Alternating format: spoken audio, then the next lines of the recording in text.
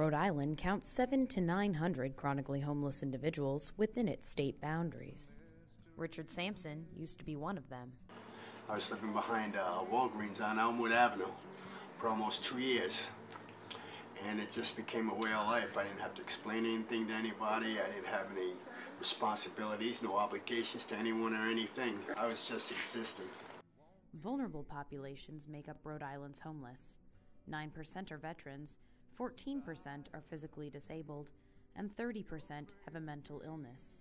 So chronic homelessness, by its definition, are folks that have been homeless for a very long period of time. Typically, the people that we work with have been homeless at least 7 years. That group in Rhode Island is not that big a number. 700 people is a very, very reachable number. It's a fixable problem. Social impact bonds, an innovative financial agreement between 4 parties, can help end chronic homelessness and bring cost savings to the state. A social impact bond is composed of an arrangement between government, service providers, private investors, and an intermediary organization, and an agreement by all parties on predetermined metrics for performance targets concerning a certain social issue. First, private investors provide upfront money to fund social service providers' programs. If the predetermined performance targets are met, the government makes payments to the intermediary organization. The intermediary organization then reimburses the private investors, plus a marginal return. Rhode Island's homeless cost the state money.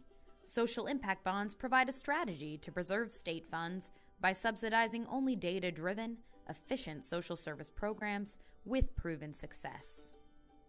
We're really in the business of moving from a shelter system to an apartment-based system. When you think about homeless shelters, they're large congregate places.